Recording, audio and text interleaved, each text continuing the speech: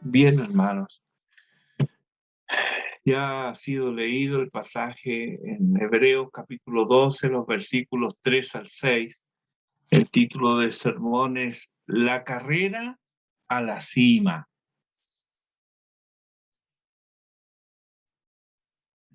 Tenemos una carrera por delante. Muchos ya la han corrido y nos atestiguan que a pesar de sus luchas y conflictos, alcanzaron buen testimonio mediante la fe, dice en el capítulo 11, versículo 39. Ellos se mantuvieron firmes porque en las horas cruciales se sostuvieron como viendo al invisible, dice en el versículo 27 del capítulo 11. Nosotros debemos hacer igual. Debemos poner los ojos en Jesús, como vimos hace algunos domingos.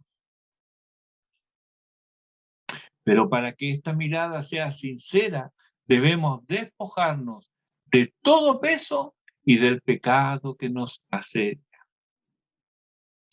También el autor sagrado nos dio 3 razones por las que debemos poner nuestros ojos en Jesús. En primer lugar, debemos poner los ojos en Jesús por causa de su obra, porque Él es el autor y consumador de la fe. En segundo lugar, debemos poner los ojos en Jesús por causa de su resistencia. Él sufrió la cruz, menospreciando el oprobio. Y en tercer lugar, debemos poner nuestros ojos en Jesús por causa de su posición. Él se sentó a la diestra de Dios. El autor tiene más que decirnos, y lo que nos dará será medicina amarga, pero es medicina probada, efectiva, segura y provechosa para nuestras almas. Esta medicina es como la inyección. No siempre duele, pero si podemos, le hacemos el quite. Algunas inyecciones son para estabilizarnos. Cuando, por ejemplo, nos inyectan luego de un ataque al corazón. Pero bueno, esa inyección no nos duele porque hay un dolor más grande que el que produce la inyección. ¿O quién no ha tenido su experiencia con una penicilina con benzatina? Es así que duele. Ahí se nos mezcla el miedo con la fe. ¿Le ha pasado? Yo recuerdo en alguna oportunidad haber comprado una caja de penicilinas con benzatina y me la eché al bolsillo y ¿sabe qué? El contacto de la caja como que se me pasó. Miedo con fe. Pero en ambos casos, ¿cierto? Estas son puestas después de declarada la enfermedad o la emergencia. Pero hay otro tipo de inyecciones también que son preventivas. Se ponen antes. Son las vacunas. Se ponen antes para prevenir justamente la enfermedad. Aquí también algunas son dolorosas, otras ni se notan. Si usted ha viajado alguna vez a un país tropical, sabe de qué le estoy hablando. Nadie que quiera viajar a otras latitudes lo puede hacer si antes no se vacuna. Es para prevenir. Así es con la disciplina. A veces es después de la transgresión y en otras es para prevenir la caída. pero siempre estamos en disciplina. ¿Por qué? Bueno, vamos a nuestro texto. Versículo 3. Considerad a aquel que sufrió tal contradicción de pecadores contra sí mismo, para que vuestro ánimo no se canse hasta desmayar. Aquí nos ayudará en nuestra comprensión tener el texto en otras versiones. Yo tomé dos, la Nueva Traducción Viviente. Dice en este versículo: piensen en toda la hostilidad que soportó por parte de pecadores. Así no se cansarán ni se darán por vencidos. La otra versión que tomé es la Palabra de Dios para Todos, que es más bien como una paráfrasis. ¿Está? Dice: si alguna vez se sienten desfallecidos y agobiados, piensen en Jesús, quien soportó pacientemente el maltrato de parte de los pecadores. Nos queda así más claro que en nuestras luchas y tribulaciones debemos mirar, debemos pensar, debemos reflexionar en la vida de Jesús. Ellos, los destinatarios de la epístola, todavía no resistían hasta la sangre, les dice el autor en el versículo 4, combatiendo contra el pecado. Nota, hermano, que combatiendo está en gerundio, es decir, es una acción que no ha terminado, que todavía se lleva a cabo. ¿Y cuándo podemos dejar de combatir contra el pecado? ¿Hay algún momento en la vida del creyente cuando éste puede descansar de los embates del pecado? En esta vida, nunca. Ni antes, ni ahora. Cuando el autor nos pide en el versículo 3, considerad a Jesús, tenemos una vez más cómo los autores de las epístolas nos dirigen una y otra vez a los relatos de los evangelios. Porque ¿dónde leemos acerca de Jesús? Primordialmente en los evangelios. Nos dirigen ellos a los evangelios. Ahora bien, como paréntesis en esto, ¿conoces los evangelios? ¿Los has leído? ¿Sabes de la vida, pasión y muerte del Salvador? Las películas de Semana Santa no cuentan en esto.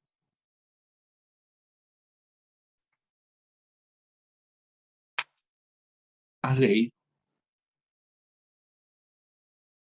Pues aquí se te dice que debes considerar ese conocimiento en tu andar diario.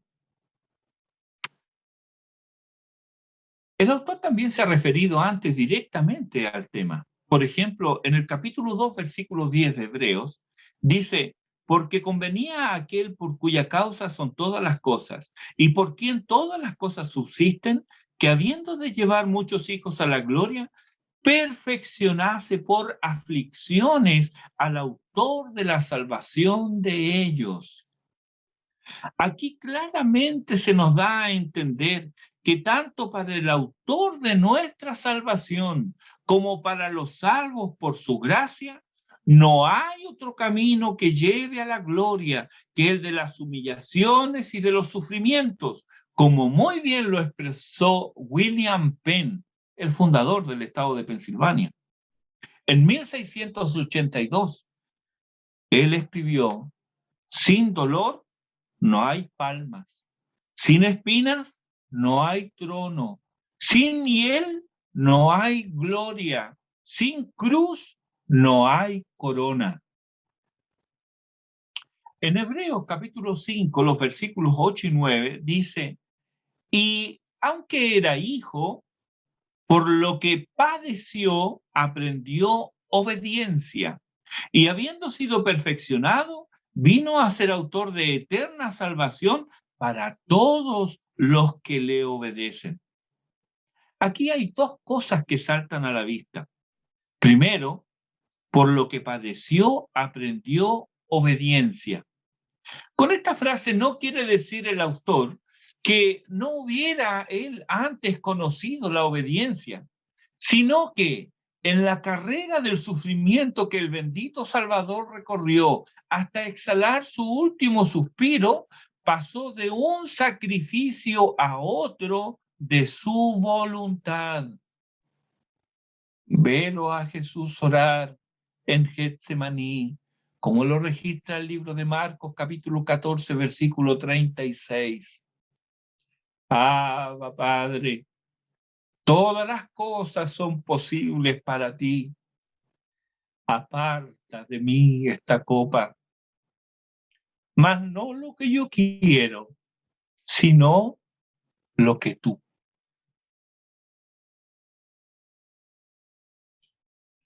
O como lo registra Lucas, capítulo 22, versículo 42.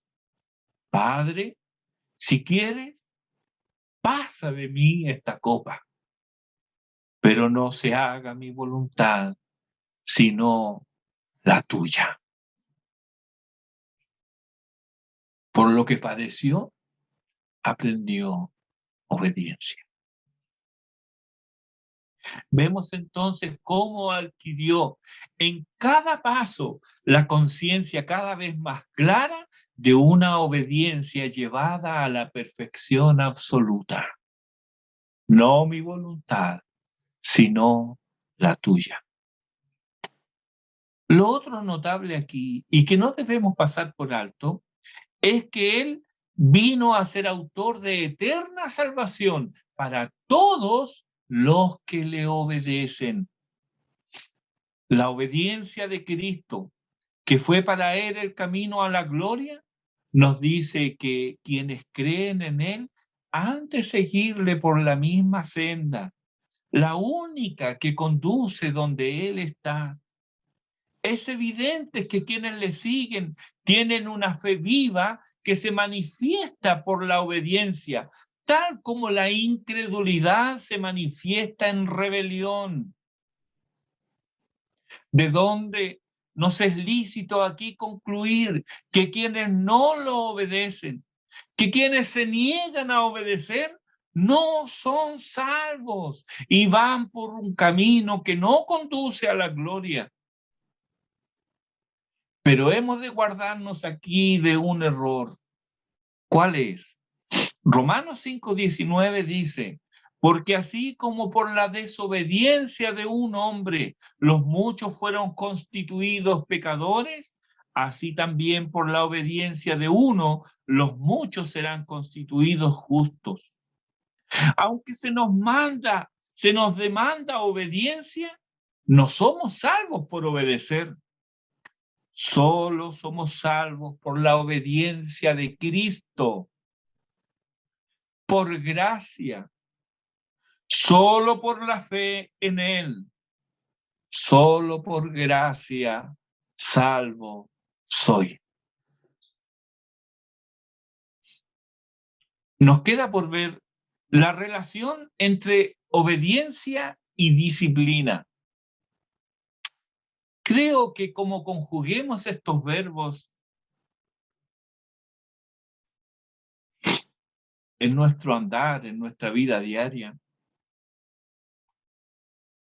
eso hablará claramente de la calidad de nuestra fe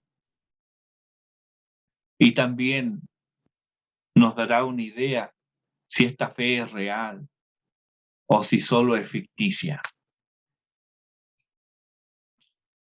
La primera epístola de Pedro, capítulo 1, versículo 2, nos dice, elegido según la presciencia de Dios Padre en santificación del Espíritu, para obedecer y ser rociados con la sangre de Jesucristo.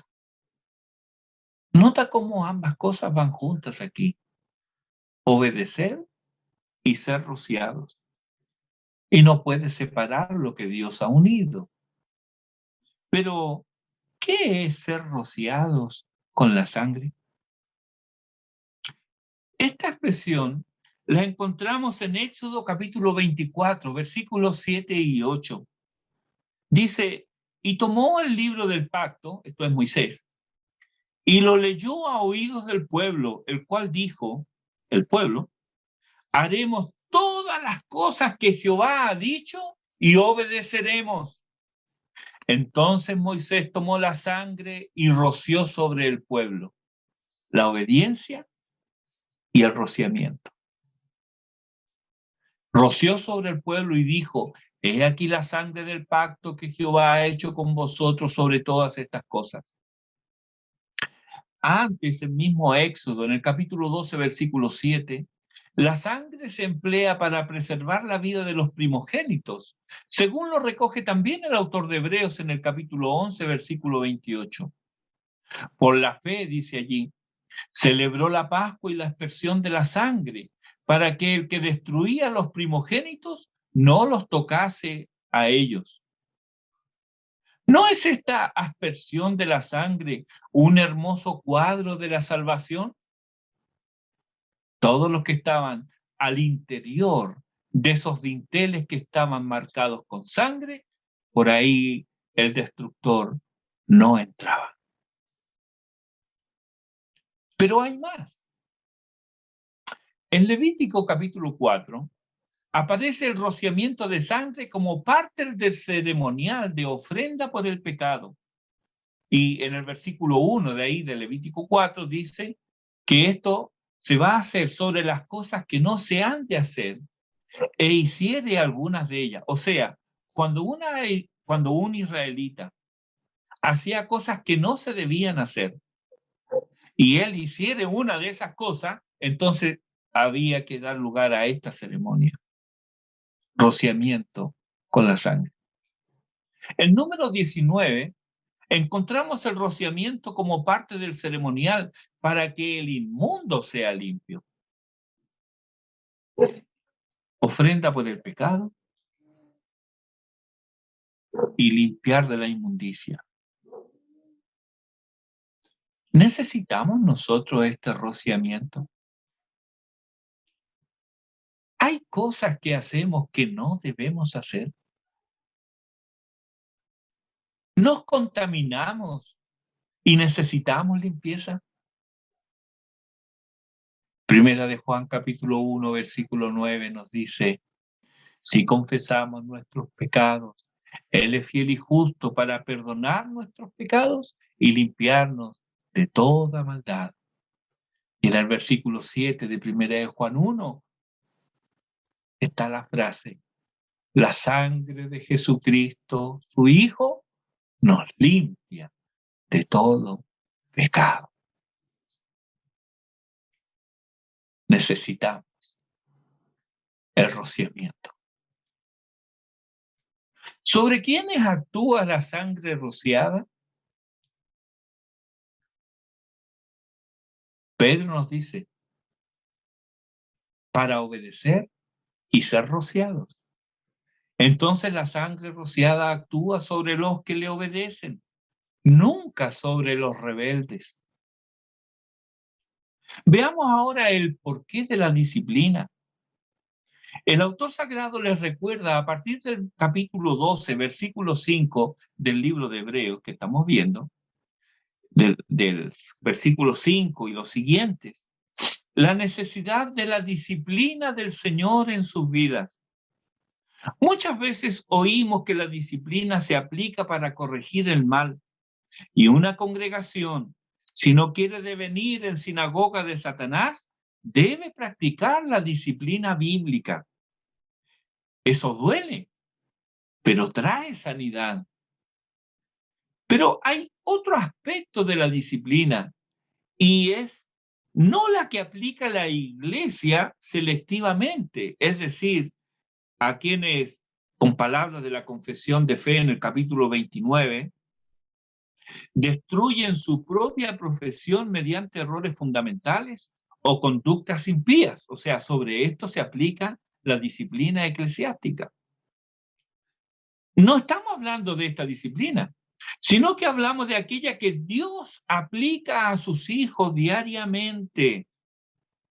Y este, querido hermano, es un concepto olvidado, la disciplina diaria. ¿Te asombra saber que esto está en la raíz de ser cristiano?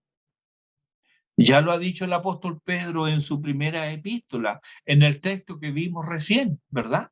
Elegidos según la presencia de Dios Padre, en santificación del Espíritu, para obedecer y ser rociados con la sangre de Jesucristo. Así lo expresa Pedro. Pero es el mismo Señor quien lo establece como un principio rector. Ahí en Mateo capítulo 28, los versículos 18 al 20 dice: toda potestad me es dada en el cielo y en la tierra. Por tanto, id y haced discípulos a todas las naciones, bautizándolos en el nombre del Padre y del Hijo y del Espíritu Santo, enseñándoles que guarden todas las cosas que os he mandado. Dos imperativos encontramos aquí, dos órdenes que deben obedecer sus discípulos. ¿Quién da esos imperativos? El Señor. Toda potestad, todo poder, toda autoridad me es dada en el cielo y en la tierra. Él tiene autoridad para ordenar. Él debe ser obedecido porque es el Señor. Una orden es ir. No dice vengan. Él dice id, vayan, salgan. No se queden encerrados entre cuatro paredes. La otra orden es hacer discípulos. Por el contexto es claro que el hacer discípulos tiene relación con el Señor, no con hacer discípulos míos. Hacer discípulos del Señor. Luego, relacionado con estas órdenes, hay otros dos gerundios: bautizándoles y enseñándoles. O sea, mientras hacen discípulos, estos deben ser bautizados y enseñados. El bautismo es una sola vez y algo de enseñanza debe ser entregada previamente. Dice nuestra confesión de fe en el capítulo 29, el artículo 2, los que realmente profesan arrepentimiento para con Dios y fe en nuestro Señor Jesucristo y obediencia a Él, son los únicos adecuados para recibir esta ordenanza. Pero respecto a enseñándoles, esta labor es algo que continúa toda la vida del creyente. Uno de los propósitos de la iglesia local es la enseñanza mutua, pues es por medio de la enseñanza que crecemos y maduramos. Efesios 4:13 nos dice cuál es la meta del crecimiento, hasta que todos lleguemos a la unidad de la fe y del conocimiento del Hijo de Dios, a un varón perfecto, a la medida de la estatura de la plenitud de Cristo. Así que si no hemos llegado a ese nivel, nos falta aprender todavía. Tanto ir como hacer discípulos son órdenes, no sugerencias. Ambas son un mandato enérgico del Señor, el soberano de cielo y tierra. Se nos ordena, nunca se nos ordena a intentar siquiera que logremos que los individuos hagan una decisión por Cristo. Tampoco esta orden significa que hagamos lo posible para lograr nosotros la conversión de los incrédulos. No, hermanos. Dios manda a los hombres que se arrepientan. Nosotros no tenemos ese poder. No se nos ha dado el poder de cambiar y transformar los corazones. Eso le pertenece a Dios. Más bien esta orden pone el énfasis en que la mente, el corazón y la voluntad del individuo deben ser ganados para Dios. Porque, hermano, ¿qué es un discípulo? ¿Qué es un aprendiz? No es alguien, un aprendiz, un alumno. No es alguien sin luz. No es alguien que necesita instrucción. Por lo mismo, es que los seguidores de Cristo deben proclamar la verdad y la voluntad de Dios. Eso sí debemos hacer. Los incrédulos deben saber de su condición perdida y sin esperanza que están sin Cristo. Deben saber de la redención planeada por Dios y ejecutada por Cristo y aplicadas a las vidas por el Espíritu Santo. Deben conocer de su ley, pero también de su amor. ¿Es todo esto suficiente? No, es necesario, pero no es suficiente, porque todo esto puede ser absorbido por tu mente sin jamás impactar tu corazón ni tu voluntad. Debes saber que la verdad aprendida solo te condena si no la practicas. Debes apropiarte de ella con el corazón, con tu mente y con tu voluntad para que puedas permanecer o continuar en la verdad. Este es entonces un verdadero discípulo. Dice Jesús en Juan 8:31, si vosotros permaneciereis en mi palabra, seréis verdaderamente mis discípulos, que guarden todas las cosas que os he mandado, dice. ¿Dónde ha dejado Dios a nuestro padecer qué obedecer y qué no? ¿A qué te suena he mandado? ¿A una sugerencia? ¿Lo deja acaso a nuestra consideración? No, Él ha mandado. ¿Y cuál es nuestra tarea? Obedecer y enseñar. Jesús espera que todos quienes confiesan su nombre le obedezcan. No sirve de nada tener el nombre de cristiano y aparentar serlo, pues solo son verdaderos creyentes aquellos que viven obedeciendo en la práctica su palabra y se esfuerzan por hacer las cosas que Él ha mandado. ¿Te has bautizado? Bien por ti, pero eso no te salva por sí solo. ¿Me dices que participas de la cena del Señor? Pues si eres desobediente, solo te aguarda el juicio de Dios sobre tu vida. De nada te sirve escuchar ahora mismo este mensaje y encontrar que es la verdad si tu respuesta al mismo solo son algunas lágrimas y un asentimiento mecánico con ciertas notas de pesar. ¿Cómo es tu vida? ¿Estás obedeciendo a Cristo? Muy bien lo expresó el obispo Riley. La obediencia es la única prueba de la autenticidad de la fe. O como lo pone Santiago en el capítulo 2, versículo 17, la fe, si no tiene obras, es muerta en sí misma. ¿Por qué nos cuesta tanto obedecer? Veámoslo de otra manera. Alguna vez siendo niños nos dijeron, tome, con este dinero vaya al almacén y cómprese un helado. ¿Quién desobedeció? Nadie. La mente tiene razones que le agradan. El corazón se deleita por adelantado del sabor dulce, fresco y agradable.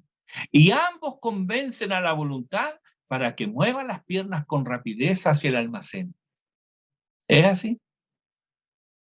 Bueno, ahora pongamos otro caso. Vaya y haga el aseo de su habitación. La mente cuestiona la orden, pues está en otra cosa. El corazón no ama, no se deleita en el aseo. Y la voluntad tampoco quiere abandonar lo que está haciendo para ir a hacer algo que la mente no está convencida ni el corazón lo desea. ¿Ves? Pero es peor todavía, hermano. Pues basta una sola restricción entre miles de posibilidades buenas para que el hombre elija aquella que no debe,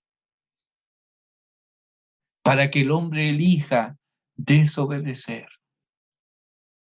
Así fue en el huerto y así continúa siendo hoy.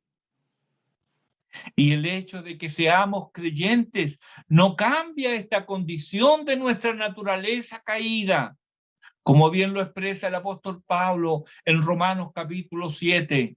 Yo soy carnal, escribe Pablo, vendido al pecado. Oh, el pecado que mora en mí.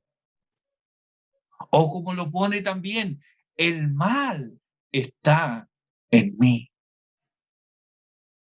Recuerda que la mente, el corazón y la voluntad deben ser ganados para Dios.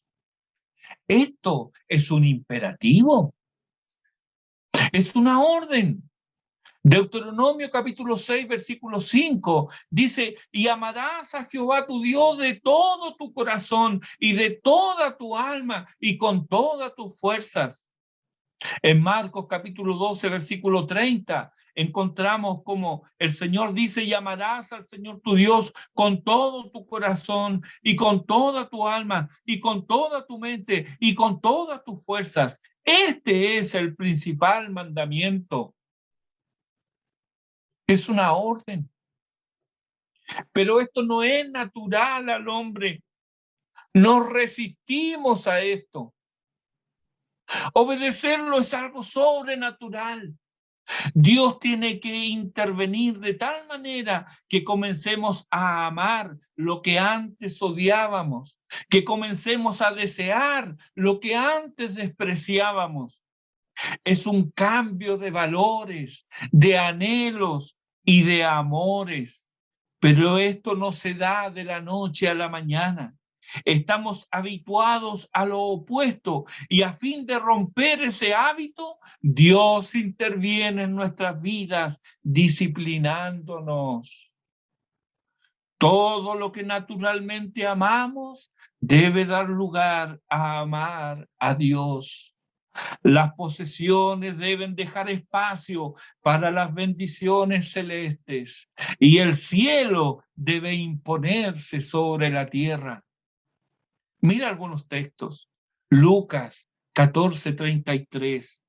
Cualquiera de vosotros que no renuncia a todo lo que posee, no puede ser mi discípulo. Colosenses capítulo 3, versículo 2. Poned la mira en las cosas de arriba, no en las de la tierra. Primera de Corintios capítulo 7, los versículos 29 al 31 dice, el tiempo es corto. Resta pues que los que tienen esposa sean como si no la tuviesen, y los que lloran como si no llorasen, y los que se alegran como si no se alegrasen, y los que compran como si no poseyesen, y los que disfrutan de este mundo como si no disfrutasen, porque la apariencia de este mundo pasa. ¿Acaso Dios condena a tener esposa, llorar, alegrarse, comprar y disfrutar de este mundo? No. La advertencia está en no poner en estas cosas nuestros corazones. Primera de Juan, capítulo 5, versículo 21. Hijitos, guardaos de los ídolos. El apóstol Juan, en el capítulo 2, los versículos 15 al 17 de su primera epístola, también nos escribe, no améis al mundo, ni las cosas que están en el mundo.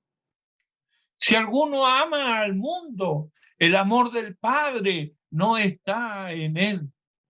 porque todo lo que hay en el mundo, los deseos de la carne, los deseos de los ojos y la vanagloria de la vida, no proviene del Padre, sino del mundo. Y el mundo pasa y sus deseos, pero el que hace la voluntad de Dios permanece para siempre. Esta es la razón por la cual somos disciplinados. Tenemos apego a los dones y no anhelamos al dador. Neciamente pensamos y valoramos la vida presente según lo que obtenemos y luchamos y sufrimos por ganar todo. Pero ante este pensamiento, escucha Lucas capítulo 12, versículo 20.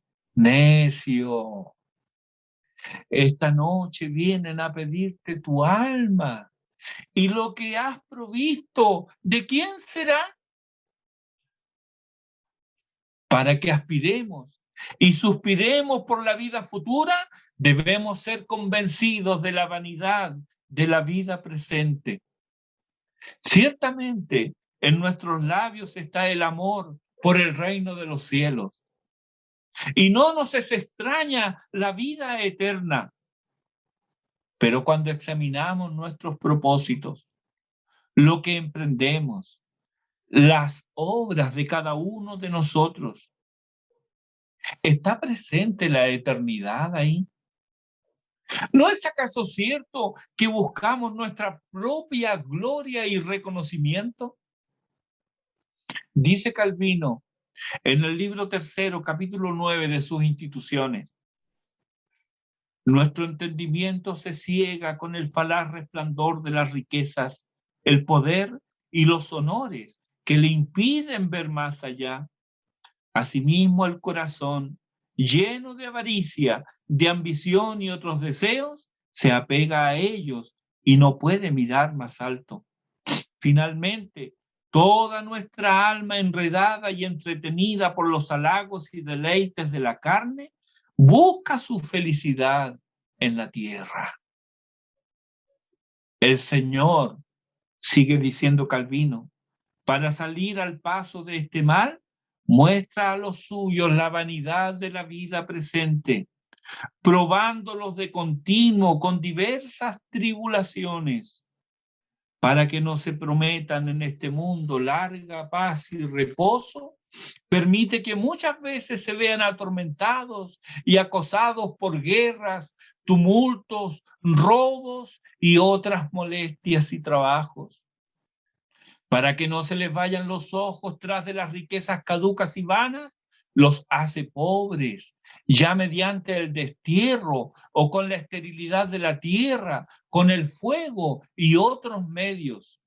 O bien los mantiene en la mediocridad, para que no se entreguen excesivamente a los placeres conyugales, les da mujeres rudas y testarudas que los atormente, o los humilla dándoles hijos desobedientes y malos, o les quita ambas cosas. Y si los trata benignamente en todas estas cosas, para que no se llenen de vanagloria o confíen excesivamente en sí mismos, les advierte con enfermedades y peligros y les pone ante los ojos cuán inestables, caducos y vanos son todos los bienes que están sometidos a mutación. Fin de la cita. Esta es la razón que ante la aflicción, la de ahora y la futura,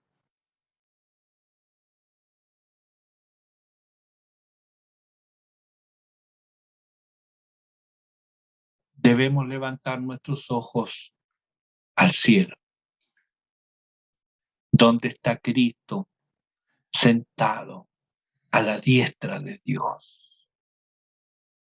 Solo así conseguiremos la victoria y la corona, porque, como lo dice Calvino, es completamente cierto que jamás nuestro corazón se moverá a meditar en la vida futura y desearla sin que antes haya aprendido a menospreciar esta vida presente. Solo así es removido el impedimento para obedecer de corazón, para levantar de continuo nuestros ojos al cielo, ya que nada nos ata a la tierra, para amar y desear a Jesucristo más que el amor terreno más preciado o el bien efímero que nos fue dado. Ahí podemos entender al salmista Asaf en el Salmo 73, los versículos 25 y 26. Él dice: ¿a quién tengo yo en los cielos sino a ti? Y fuera de ti nada deseo en la tierra. Mi corazón y mi carne desfallecen, mas la roca de mi corazón y mi porción es Dios para siempre. Es así como las dificultades, las contrariedades, los desengaños, las injusticias, las aflicciones, las enfermedades, los atropellos y las vicisitudes diversas son usados por nuestro Santo Dios para prepararnos para la vida eterna. Hay tanto que desmalezar, hermanos. Hay tanto que limpiar en nuestras vidas. A nuestros ojos puede parecer de momento una tarea imposible. Nos miramos a nosotros mismos y decimos: hoy hay tanta maldad en mí. Todavía hay tanto que debo dejar. ¿Cómo lo hago? ¿Cuántas veces no coincidimos con Pablo ahí en Romanos 7:25 cuando él dice: miserable de mí, ¿quién me librará de este cuerpo de muerte? Sí, pero para no desanimarnos, es que está escrito que el que comenzó en vosotros la buena obra, la perfeccionará hasta el día de Jesucristo, cuando nos presente ante Él como la iglesia gloriosa, sin mancha y sin atadura. Por lo tanto, hijo mío, no menosprecies la disciplina del Señor, ni desmayes cuando seas reprendido por Él, porque el Señor al que ama, disciplina y azota a todo el que recibe por hijo. Entonces, no desfallezcas bajo la aflicción, no te angusties frente al revés en tu vida, sino ve en esas circunstancias la mano amorosa de Dios, que mediante toda clase de dificultades nos aplica la disciplina que más nos conviene, hasta ganar para sí nuestra mente, nuestro corazón y nuestra voluntad. Deben ser para Él.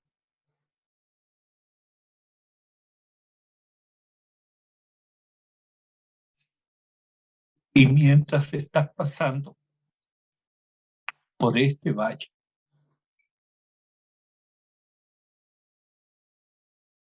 encomienda a Jehová tu camino y confía en Él, y Él hará. Estamos en una carrera, y esa carrera, en algunos tramos, en muchos tramos, es en su vida. Dios bendiga su palabra en nuestros corazones. Adoremos al Señor.